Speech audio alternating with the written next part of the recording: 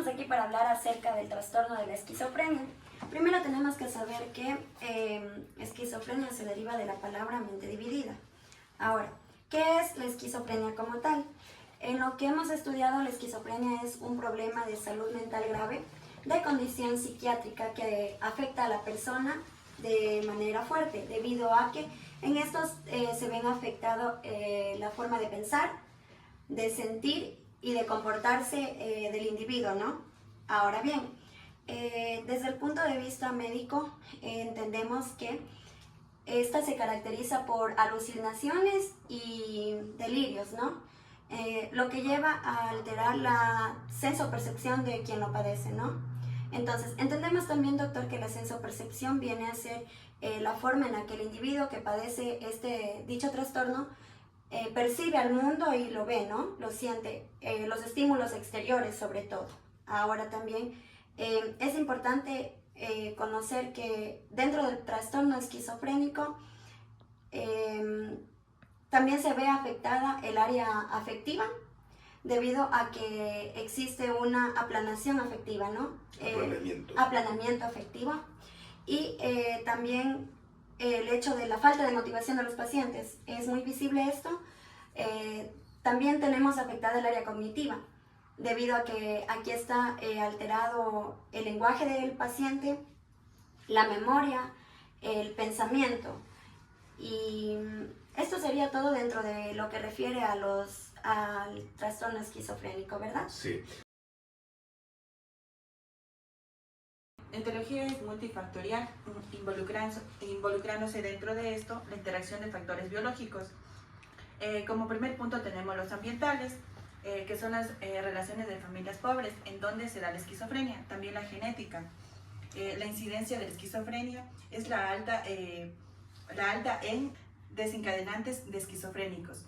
Por ende, este se da cuando los padres tienen esquizofrenia. Los hijos llegan a tener el 36% que heredan esquizofrenia, como también los sociales y los culturales. Bueno, tenemos las manifestaciones clínicas. Como manifestaciones clínicas tenemos las partes positivas, que entran la parte psicótica, que entran las alucinaciones, los delirios, las que son las percepciones erróneas que se llegan a creer, también lo que es el pensamiento y lenguaje desorganizado, como también la parte del comportamiento que llega a ser extraña de la persona. También como síntomas negativos tenemos aquí la disminución de lo que es tanto de las funciones emocionales como la parte social del paciente. También tenemos el deterioro cognitivo, que es la falta de concentración, la falta de atención a las actividades diarias que el paciente llega a realizar. Sí, un detalle fundamental es que el pronóstico con este padecimiento realmente lastimosamente uno tiene que comentar eso a la familia porque es una patología que va a arrastrar toda la vida y va a estar sujeta a reagudizaciones también de la misma manera, ¿no? A veces inclusive tomando el tratamiento de mantenimiento puede generarse ese tipo de situación. Por lo tanto, el pronóstico siempre es un poquito duro y difícil con este padecimiento, que hay que tener siempre en consideración. El pronóstico de la esquizofrenia está condicionada por la interacción compleja de varios factores como son lo biológico, lo psicológico y lo social. Desde el punto de vista biológico, menciona que la severidad del síntoma y la genética y también la respuesta a los medicamentos juegan un papel fundamental. Desde el punto de vista biológico, menciona que el nivel de conciencia que tenga el paciente sobre su enfermedad y también sobre su disponibilidad para la adherencia al tratamiento son determinantes. Asimismo, a nivel social, menciona que el apoyo de las familias y también de las redes de apoyo y también de la estabilidad del ambiente donde viven juegan un papel fundamental para su recuperación. Aproximadamente entre el 10 y el 20% de las personas que han tenido el trastorno de esquizofrenia han tenido una recuperación favorable, mencionando que llevan consigo una calidad de vida regular con el acompañamiento médico y también psicosocial. Asimismo, la recuperación no solo consiste en la remisión del síntoma, sino también en la reincorporación a El ambiente sí, sociocultural. a la sociedad, ajá, y también en el desarrollo de habilidades sociales y en la recuperación del propósito de su vida. Bueno, estamos con el doctor Fernández y en base al tema de la esquizofrenia vamos a hacerle unas preguntas. Como primer punto tenemos cuáles son los medicamentos más utilizados en el trastorno de la esquizofrenia y cómo es su administración. Bien, sí. Generalmente para los trastornos esquizofrénicos utilizamos los fármacos antipsicóticos, y de estos fármacos antipsicóticos hay un grupo que se llama los incisivos, que son los que van a actuar justamente en toda esa serie de sintomatología que presenta el esquizofrénico, ¿no? Y existe otro grupo farmacológico que son los neurolépticos o antipsicóticos de tipo sedantes, ¿no? Es decir, que tienen una capacidad especial farmacológica para producir la sedación en el paciente, que eso es lo que se requiere como medidas óptimas cuando el paciente está agitado, ¿no? Ya. Entre estos neurolépticos o antipsicóticos de tipo incisivo, pues el que está en el timón de este grupo farmacológico, ese es el haloperidol, que se utiliza pues en dosis progresivas, crecientes, y dependiendo también de las condiciones clínicas y del estado de evolución del paciente, ¿no? Igualmente la levomepromacina o Sinogan, les decía pues que este es un fármaco que celebramos que actualmente esté volviendo al mercado, porque es un fármaco muy útil en el uso psiquiátrico, no solamente por la funcionalidad sedativa de este medicamento, sino también en dosis bajas como un hipnótico que viene bastante bien pues entre los requerimientos clínicos. Ya. Ahora bien, usted nos menciona como fundamental o el que más se utiliza el haloperidol, pero tenemos conocimiento acerca también de otros fármacos antipsicóticos. Entre ellos hemos oído hablar, por ejemplo, de la clozapina, también tenemos la quetiapina y la aripiprazol. Ajá, entonces, ¿qué nos podría usted comentar acerca de estos medicamentos? Porque entendemos que igual el haloperidol es el que más se utiliza, ¿no? Pero... Sí, depende también, son muy útiles y muy aprovechables. El grupo de los antipsicóticos ya de mucha utilidad son la quetiapina justamente. También estamos indicando pues la risperidona, que es otro de los psicofármacos muy utilizados como antipsicótico, la clozapina, el aripiprazol también pues es de las modernas generaciones, y la utilización justamente pues dependerá de la evolución clínica y de la tolerancia del paciente a cada uno de estos fármacos. Ya, muy bien. Ahora, ¿cuánto es el tiempo estimado de tratamiento con el uso de estos fármacos? Porque se entiende que la esquizofrenia es un problema crónico. Entonces, ¿el paciente debe estar medicado de por vida? Sí, lastimosamente esa es una de las situaciones críticas en la esquizofrenia, porque no es un padecimiento que va a desaparecer, es un padecimiento que va a acompañar al sujeto durante toda la vida, ¿no? Habrán épocas en que habrá tendencia a reagudizarse el problema, a veces con y sin tratamiento, ¿no es cierto? Pero requiere un tratamiento de mantenimiento de manera continua el padecimiento esquizofrénico. Ahora, ¿cómo usted podría evaluar que el dicho fármaco está dando resultados? Sea el haloperidol o la risperidona. ¿Cómo usted llega a darse cuenta de su paciente que éste está evolucionando de una manera adecuada? Ya, sí, fundamentalmente, si es que conseguimos una especial condición en el patrón de sueño, porque eso es uno de los aspectos que se alteran fundamentalmente en el paciente esquizofrénico, ¿no?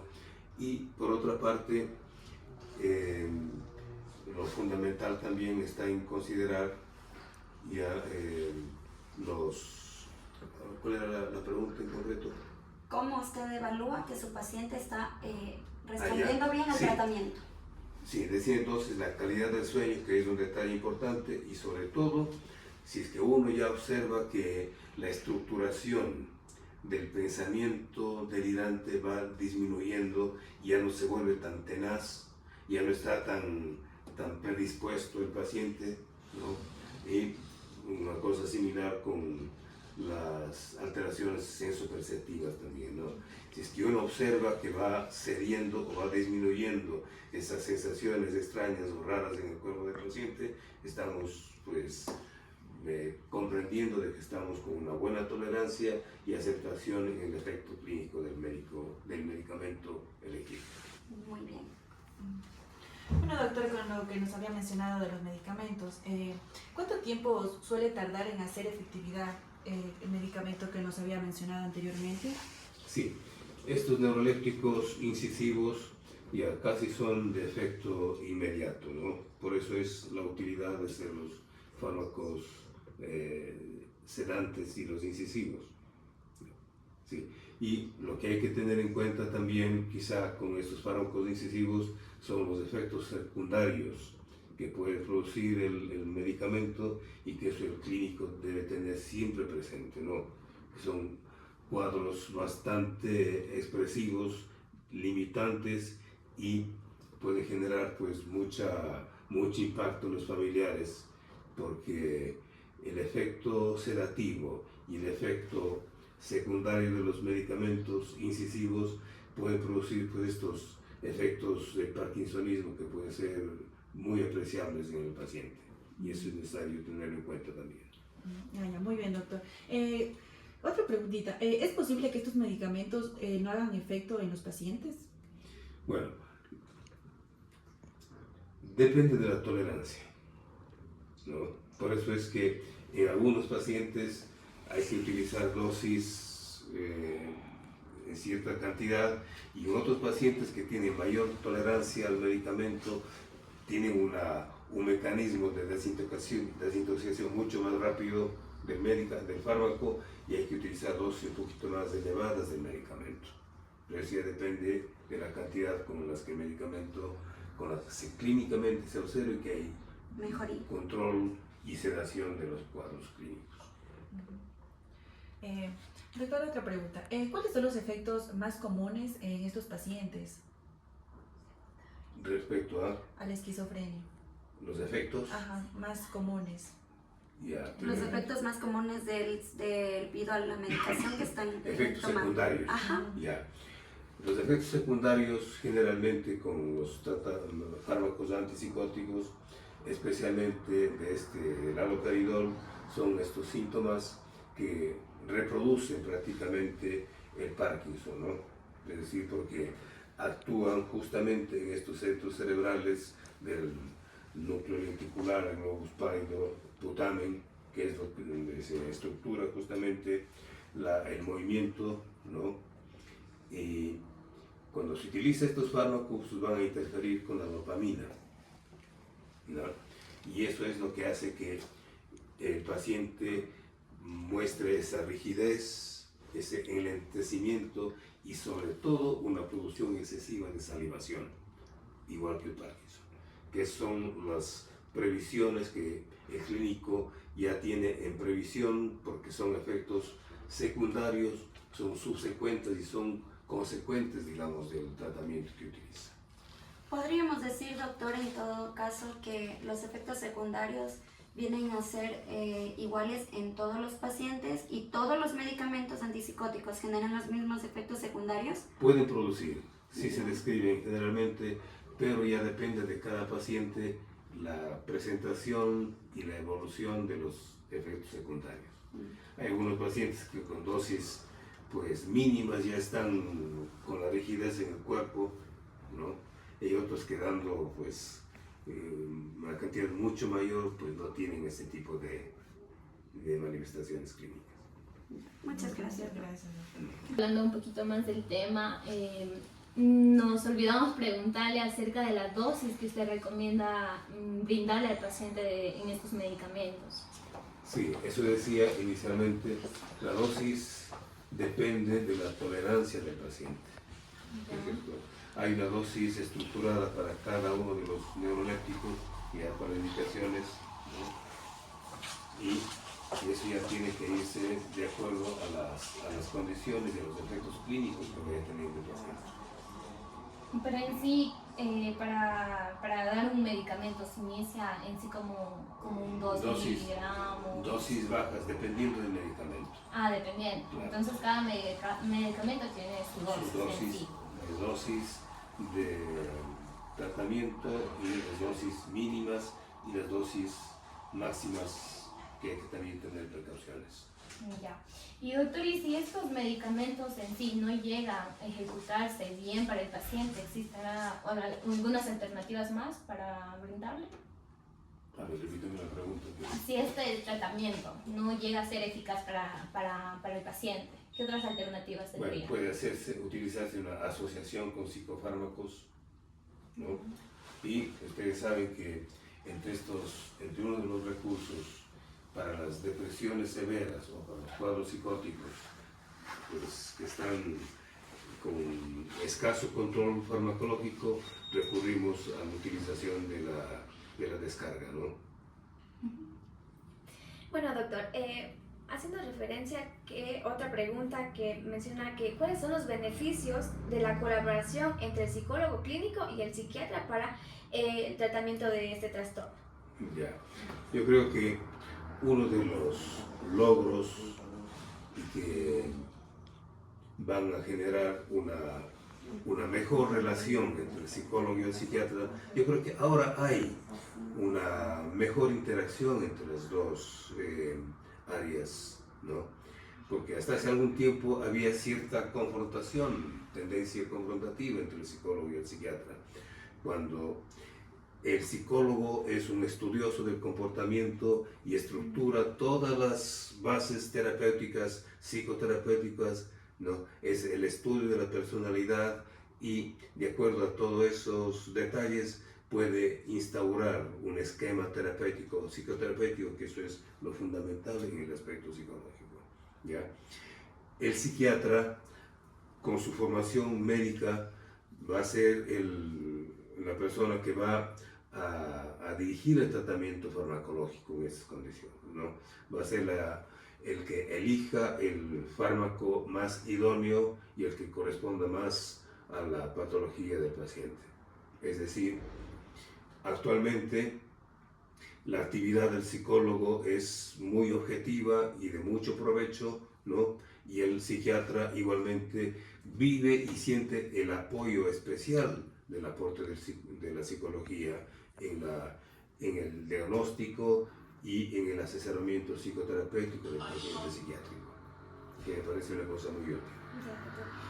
Y también, ¿cómo afecta el trabajo interdisciplinario al pronóstico y también a la probabilidad de la recaída de los pacientes con esquizofrenia? Sí, sobre todo hay una tendencia que, enhorabuena, la sociedad va cambiando la percepción, sobre todo en la idea de que el medicamento va a